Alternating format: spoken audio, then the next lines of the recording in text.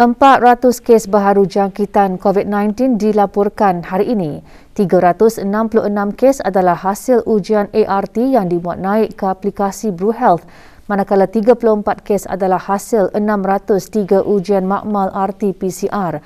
Oleh itu, jumlah keseluruhan kes yang dilaporkan di negara Brunei Darussalam ialah 136,374 kes.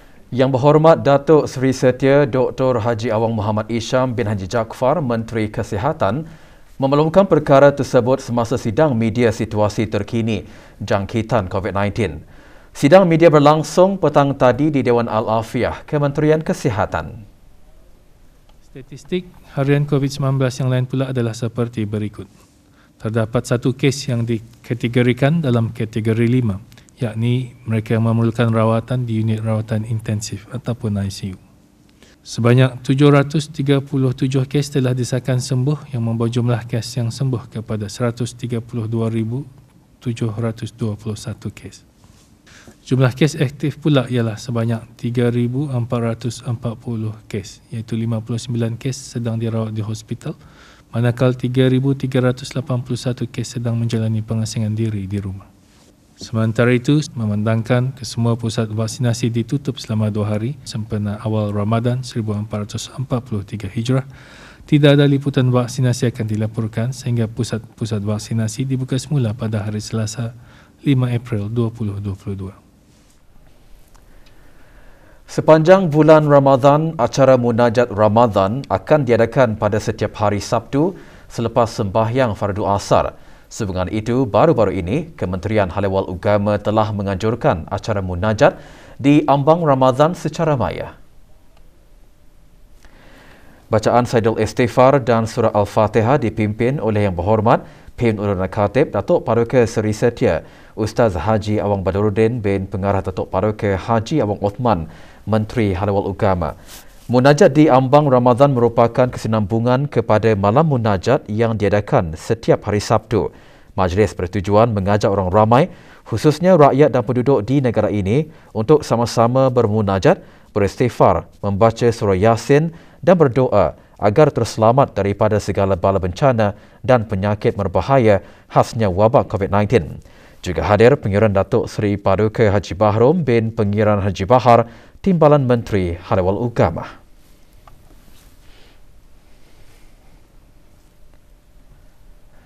Jumlah perdagangan negara Brunei Darussalam pada bulan Disember 2021 meningkat 74.1% iaitu 2,640.6 juta ringgit. Manakala perubahan bulan ke bulan, jumlah perdagangan bagi bulan Disember 2021 meningkat 12.3% berbanding dengan bulan November lalu.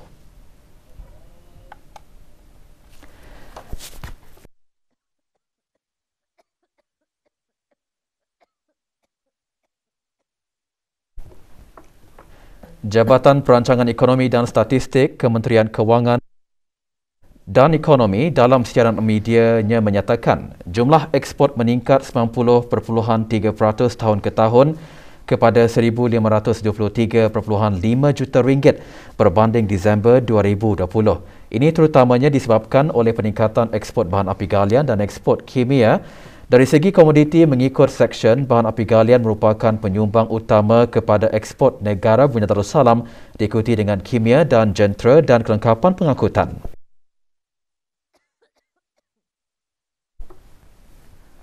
Pasaran ekspor utama pada bulan Disember 2021 adalah Jepun diikuti Australia dan Republik Rakyat China. Komoditi ekspor terbesar ke negara Jepun dan Australia adalah bahan api galian. Bagi import, jumlah nilai menunjukkan peningkatan kepada 1,117.1 juta ringgit pada Disember lalu berbanding Disember 2020. Ini terutamanya disebabkan oleh peningkatan import bahan api galian. 5 komoditi import utama pada bulan ini adalah bahan api galian diikuti oleh jentera dan kelengkapan pengangkutan, makanan, barang keluaran kilang dan pelbagai barang keluaran kilang. Mengikut kategori penggunaan akhir, import barang perantaraan menyumbang 58.8% dari jumlah import diikuti oleh import barang modal dan barang penggunaan.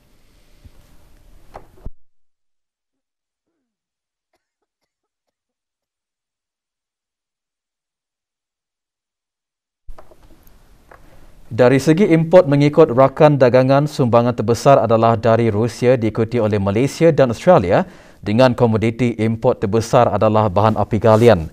Mengikut mod pengangkutan pada bulan Disember 2021, peratus yang tertinggi bagi kedua-dua ekspor dan import adalah mod pengangkutan laut. Ini diikuti oleh pengangkutan udara dan melalui darat. Bagi keseluruhan tahun 2021, nilai jumlah perdagangan sebanyak RM26,373.6 juta berbanding 2020. Laporan penuh IMTS bagi bulan Disember 2021 boleh diperoleh melalui laman sesawang JPES di deps.nofe.gov.pn.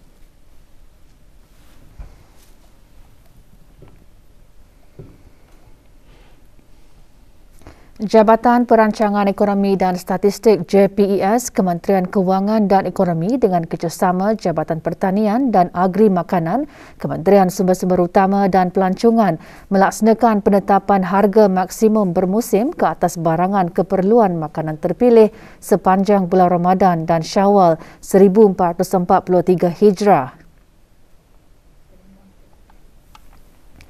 Penetapan dilaksanakan secara sementara iaitu bagi tempoh 2 bulan. Sebanyak 8 kategori barangan makanan terpilih ditetapkan harga maksimum bagi musim perayaan tahun ini.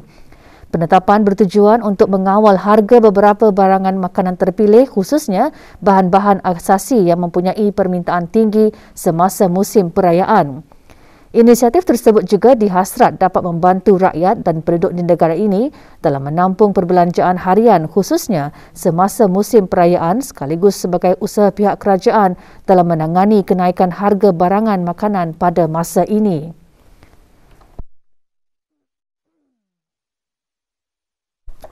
Senarai penuh barangan dapat diakses melalui aplikasi mudah alih pengguna bijak atau laman sesawang www.deps.gov.bn. Para peniaga dinasihatkan untuk mengekalkan amalan persaingan sihat dalam perniagaan dengan menawarkan harga yang kompetitif di bawah harga maksimum yang ditetapkan. Sebarang ketidakpatuhan ke atas penetapan harga maksimum bermusim boleh diambil tindakan kompaun tidak melebihi RM1,000. Manakala bagi kesalahan berikutnya, denda maksimum RM20,000 dan penjara selama 5 tahun. Pertanyaan lanjut, hubungi talian Darussalam 123 atau melalui aplikasi mudah alih pengguna bijak.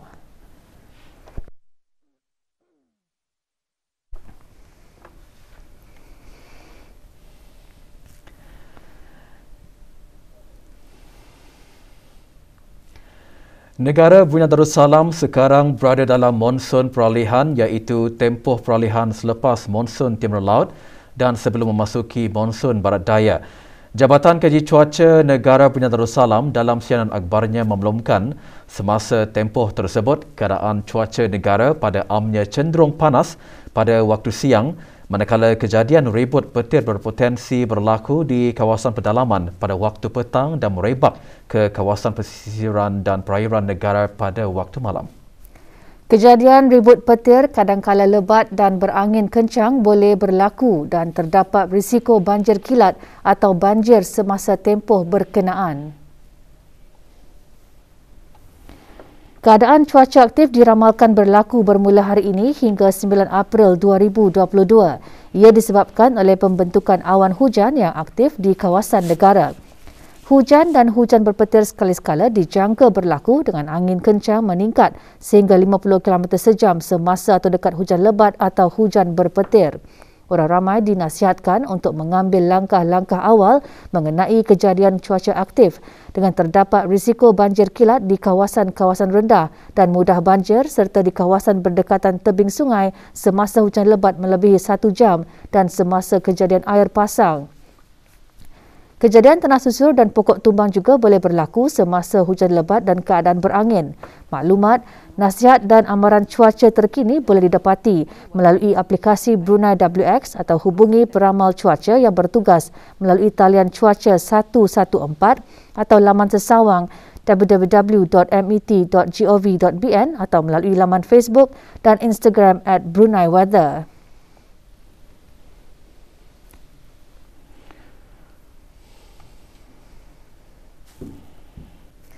Berdasarkan statistik yang dicatatkan oleh Mahkamah Tinggi, 5 kes rayuan sivil dari Mahkamah Tinggi dihadapkan ke Mahkamah Rayuan sehingga tahun lalu berbanding 8 kes pada tahun 2020. Kes rayuan jenayah yang dihadapkan ke Mahkamah Rayuan sehingga tahun lalu pula menurun kepada 19 kes daripada 20 kes pada tahun 2020.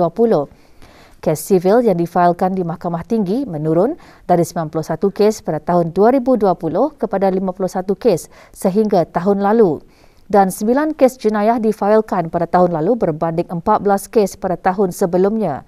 Tahun lalu, 3 kes rayuan sivil difailkan dari Mahkamah Magistrate ke Mahkamah Tinggi berbanding hanya 2 kes pada tahun 2020. Manakala 21 kes rayuan jenayah dicatat sehingga tahun lalu dari Mahkamah Magistrate ke Mahkamah Tinggi berbanding 46 kes pada tahun 2020.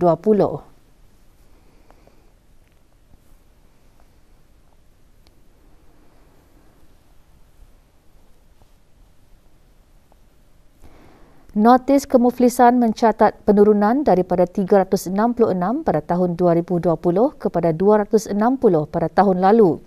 253 perintah penerimaan juga dibuat tahun lalu dan 107 perintah penghukuman difailkan pada tahun lalu. 222 kes difailkan pada tahun lalu di Mahkamah Perantaraan. Dari jumlah tersebut, 70 kes sivil, 98 kes komersial dan 54 kes jenayah. 1,575 kes difailkan di Mahkamah Magistrate pada tahun lalu. Dari jumlah tersebut, 695 kes sivil dan 880 kes jenayah. Sementara jumlah hasil mahkamah tahun lalu mencatatkan lebih RM3.200.000, menurun berbanding lebih RM5 juta pada tahun sebelumnya.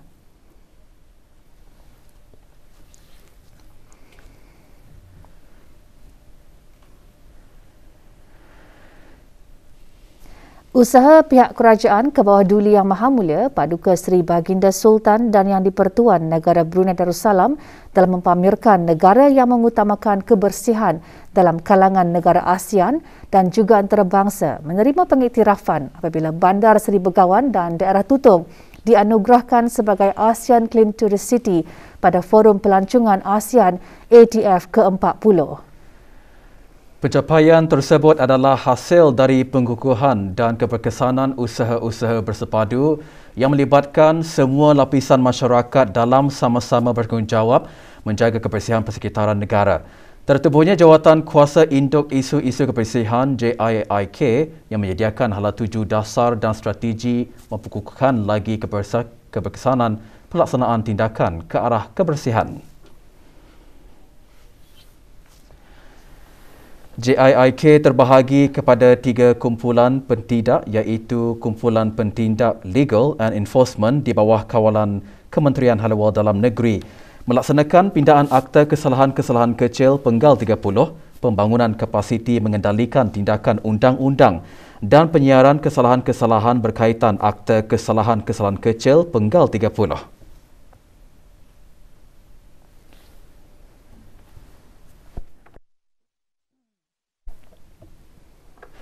Kumpulan Pentindak Stakeholders Awareness and Stewardship di bawah Kementerian Kesihatan menyelaras 5 inisiatif utama iaitu kempen kebersihan awam, kempen kebersihan senegara, kempen kesedaran awam, setiap hari tanpa beg plastik dan pertandingan Waste Collection Conceptual Design.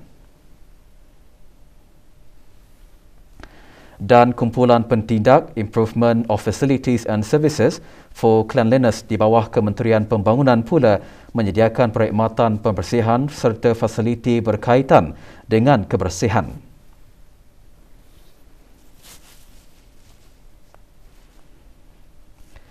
Sepanjang tahun 2021, Kumpulan Pentindak Legal and Enforcement merekodkan 641 kesalahan di bawah bab 12 Akta Kesalahan-Kesalahan Kecil penggal 30.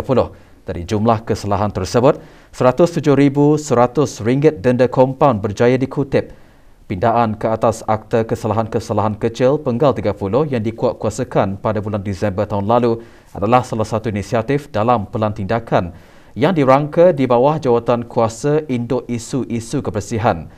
Pindaan tersebut bertujuan mencegah individu atau badan korporat daripada melakukan kesalahan berkaitan pembuangan sampah secara tidak bertanggungjawab di tempat awam di negara ini.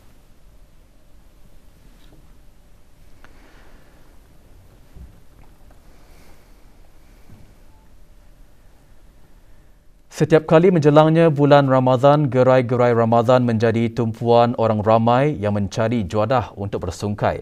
Di setiap daerah, gerai-gerai Ramadan disediakan bagi memberikan peluang kepada para peniaga mencari rezeki dan menambah pendapatan sampingan.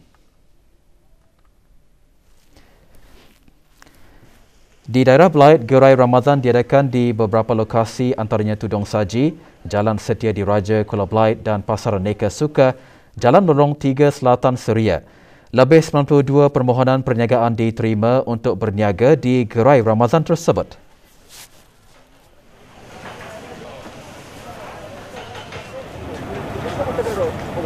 Di daerah Tutong, gerai Ramadan tertumpu di kawasan lapang berhadapan dengan Hospital Pengiran Muda Mahkota, Pengiran Muda Haji Al-Muhtar Billah Tutong. 80 petak gerai jualan disediakan. Berpandukan nasihat Kementerian Kesihatan pada fasa awal endemik, pengunjung gerai Ramadan dikehendaki mengikuti syarat dan peraturan yang ditetapkan oleh pihak kerajaan.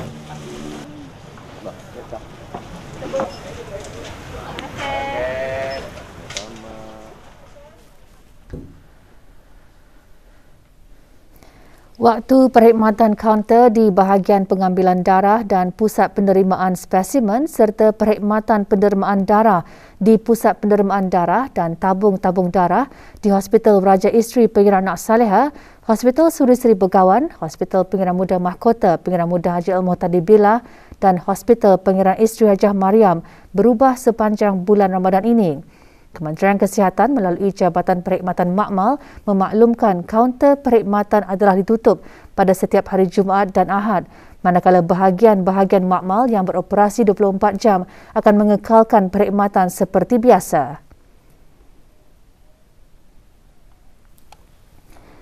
Waktu operasi kaunter perkhidmatan di bahagian-bahagian di Jabatan Perkhidmatan Makmal tersebut pada hari Isnin hingga Khamis dan hari Sabtu.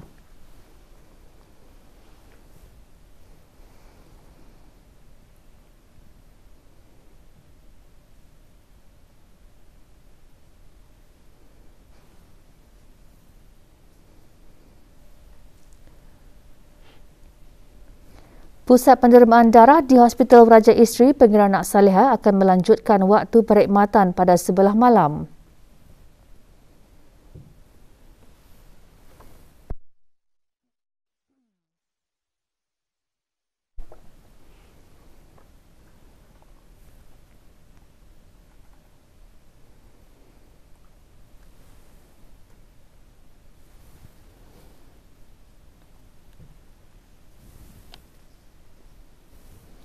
Selain itu, kempen bergerak juga akan diadakan. Tempahan slot melalui aplikasi Blood Card sangat digalakkan bagi orang ramai yang berhasrat untuk menderma darah di pusat pendermaan darah atau kempen bergerak derma darah.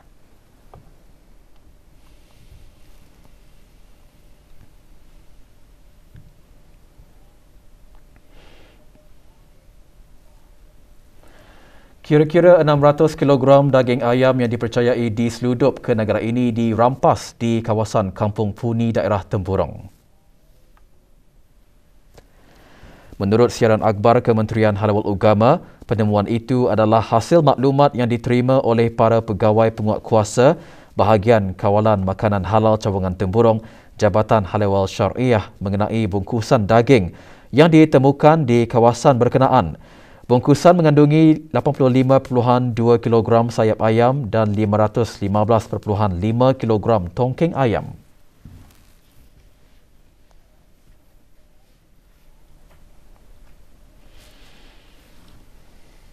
Sukan, kejohanan futsal AFF 2022 diteruskan lagi petang kemarin dengan 2 perlawanan. Dalam perlawanan tersebut, pasukan negara Brunei Darussalam tewas 0-12 kepada pasukan Indonesia. Sementara itu, dalam satu lagi perlawanan menyaksikan pasukan tuan rumah Thailand membenam Kemboja 16-0. Kedua-dua perlawanan berlangsung di Stadium Hua Mak, Thailand.